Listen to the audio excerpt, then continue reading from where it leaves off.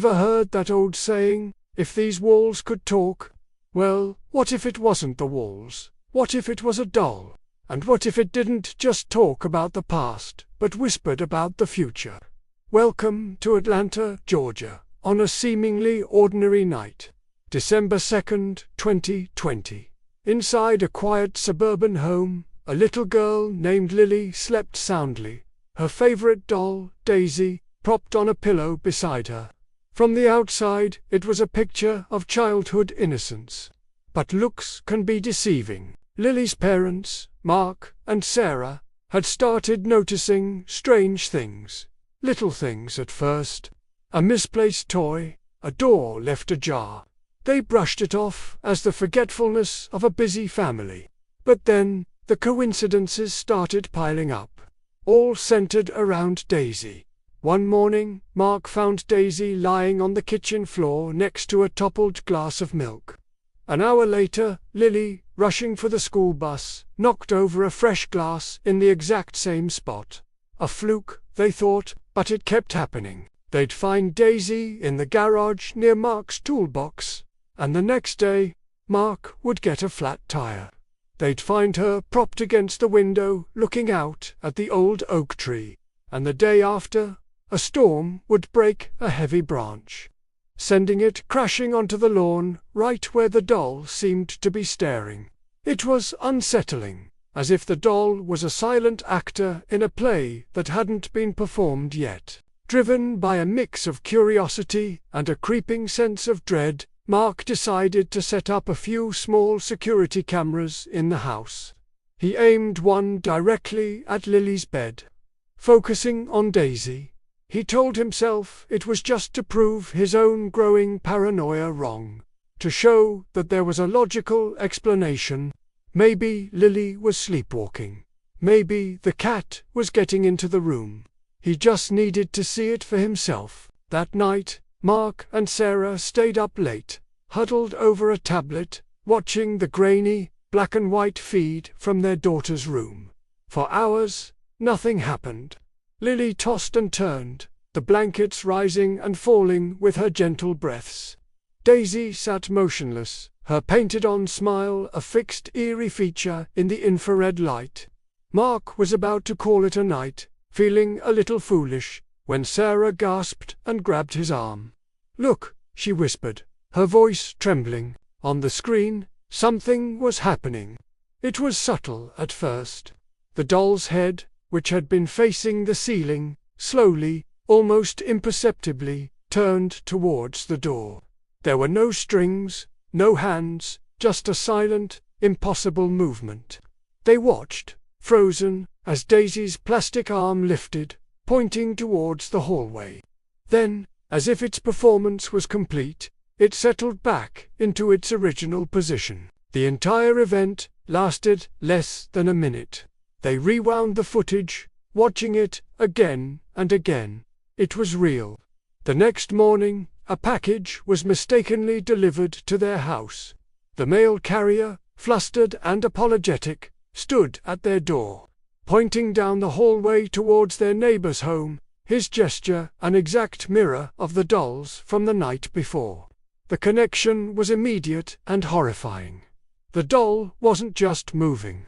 It was reenacting the future. It was a silent, plastic prophet, showing them glimpses of the following day.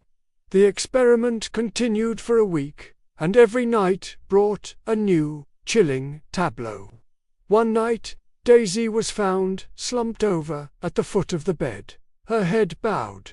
The next day, Lily came home from school dejected, having failed a spelling test she'd been so confident about. Another night, the camera captured Daisy being moved to the edge of the nightstand, one leg dangling over the side. The following afternoon, while playing in the backyard, Lily tripped and sprained her ankle. The doll knew, it saw what was coming, and played it out in a silent, nightly pantomime.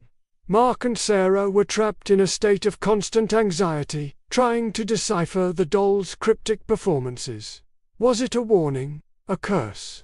Or was it something else entirely? They felt like they were losing their minds, living in a house where the laws of reality no longer seemed to apply. The joy and comfort Daisy once brought had curdled into a thick, suffocating fear, but the worst was yet to come. The doll's movements were one thing, but Mark had also set the camera to record audio just in case. He hadn't expected to hear anything beyond Lily's soft breathing or the house settling. For a week, that's all there was. Silence, then came the night that would shatter their world. Mark was reviewing the footage from the previous night, fast-forwarding through the hours of stillness. He stopped when he saw Daisy move, this time turning its head to face Lily as she slept. It leaned in close, its plastic lips just inches from her ear. Mark instinctively hit the play button, turning up the volume, and then he heard it. A faint, raspy whisper. It wasn't Lily. It wasn't the wind. It was a voice, distorted and low, coming from the doll. It whispered secrets. It spoke of things that had happened years ago, things Mark and Sarah had never told anyone, private conversations they thought were buried in the past. It whispered about a financial struggle they'd hidden from their families. It whispered the details of a fight they'd had on their anniversary, word for word. It was impossible. No one could know these things. It was as if the doll had access to their deepest, most guarded memories. Then, the whispers shifted. They turned from the past to the present, describing Lily's dreams in terrifying detailed dreams Lily herself had never spoken of. And then, it began to speak of the future again. But this time, it wasn't a silent reenactment. It was a spoken prophecy. It whispered a name they didn't recognize. It whispered a date, just a few days away. And it whispered a single, chilling phrase. She opened the door for him. That was it. That was the breaking point. This wasn't just a haunted object. It was an intelligent, malevolent entity. It knew their past, it saw their future, and it was whispering its dark knowledge into their child's ear while she slept. What was its goal? What did it want? They didn't want to wait to find out. That very night, after Lily was asleep, Mark took the doll. He felt its cold, plastic eyes on him as he carried it out of the room. He didn't just throw it away. He drove miles out of the city to an industrial incinerator. He had to make sure it was destroyed, that it could never come back. As he watched the flames consume the smiling, painted face, he felt a wave of relief wash over him. It was over. But some things can't be so easily erased. Back at home, Sarah was checking on Lily. She found her daughter sitting bolt upright in bed, her eyes wide open in the dark. She wasn't looking at her mother. She was looking at the empty space on the pillow where Daisy used to be. And then, in a voice that was not her own, a raspy, low whisper that chilled Sarah to the bone, Lily spoke. "You shouldn't have done that," she said.